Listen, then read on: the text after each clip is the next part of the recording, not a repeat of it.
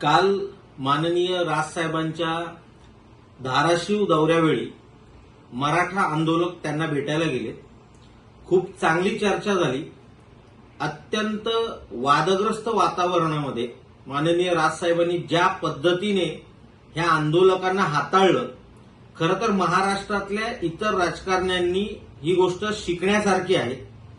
समोरासमोर त्यांच्याशी चर्चा केली आणि मराठा आरक्षणाबद्दल त्यांचे जे पूर्वीचे विचार होते तेच त्यांनी ठणकावून पुन्हा एकदा तसेच्या तसे मांडले.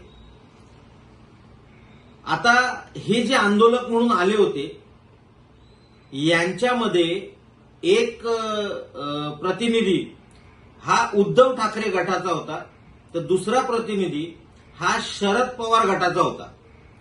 ज्या पद्धतीने एकूणच हे सगळं चालू होतं त्यावरून महाराष्ट्राला काल स्पष्ट झालं की महाराष्ट्रामधलं वातावरण बिघडवण्यासाठी शरद पवार आणि उद्धव ठाकरे ही जोडगोळी काम करते. या दोघांनी मराठा आंदोलकांच्या नावाखाली त्यांचे पदाधिकारी तिकडचं वातावरण बिघडवण्यासाठी पाठवले होते.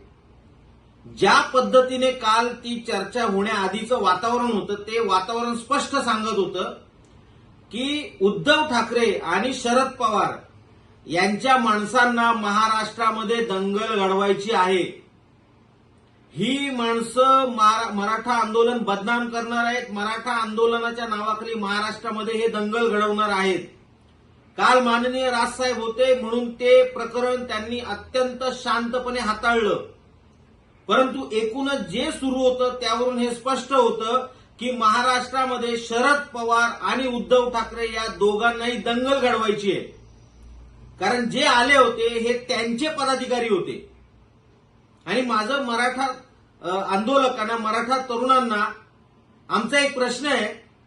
माननीय राजसाहेब हे कोणत्याही सत्तेमध्ये नाहीत, तरीही त्यांनी तुमच्याबरोबर चर्चा केली. त्यांनी आरक्षणाबद्दलचे त्यांचे विचार अत्यंत स्पष्टपणे, परखडपणे तुमच्या समोर मांडले.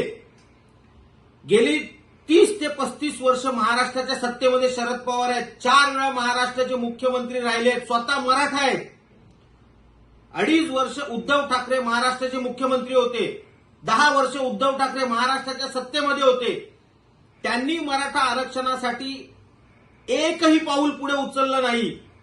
जे आंदोलक काल राज ठाकरे जे सत्तेमध्ये नाहीत त्यांना जाब विचारायला आले, हेच आंदोलक आता शरद पवारांच्या आणि उद्धव ठाकरेंच्या घरासमोर जाऊन बसणार का? हा महाराष्ट्रातल्या सर्वसामान्य जनतेचा आता सवाल आहे तुम्हाला. कारण जर खरंच तुम्ही मराठा आंदोलक असाल तर उद्धव ठाकरेंच्या आणि शरद पवारांचा, ज्यांनी महाराष्ट्रातलं हे राजकारण बिघडवायचं ठरवलेलं आहे, महाराष्ट्रातलं वातावरण बिघडवायचं ठरवलेलं आहे, त्यांच्या घरासमोर तुम्ही जाल. अन्यथा ही फक्त स्टंटबाजी होती हे सर्वांच्या लक्षात येईल. स्वतः शरद पवार बोलले होते की मराठा आंदोलन हे कायद्याने शक्य नाही. का त्यांना जाब विचारला जात नाही? शरद पवार स्वतः बोलले होते की मराठा आंदोलन, मराठा आरक्षण देण्यापेक्षा सर्व जाती जमाती जेवढ्या आहेत त्यांना आर्थिकदृष्ट्या आरक्षण देणं गरजेचं आहे. हेच राज ठाकरे ज्यावेळी बोलतात त्यावेळी ते वाईट, आणि हे शरद पवार बोलतात त्यावेळी त्यांना तुम्ही सवाल विचारणार नाही. महाराष्ट्राला या गोष्टीचं कोडं पडलेलं आहे की ज्या पद्धतीने काल वातावरण चिघळवण्याचा प्रयत्न केला गेला हे महाराष्ट्रासाठी अत्यंत घाणेरडं आहे. आमचा स्पष्ट आरोप आहे याच्या मागे शरद पवार आणि उद्धव ठाकरे ही जोडगोळी आहे. याच्यापुढे महाराष्ट्रातलं जे वातावरण बिघडणार आहे त्याच्या मागे यांचं षडयंत्र आहे.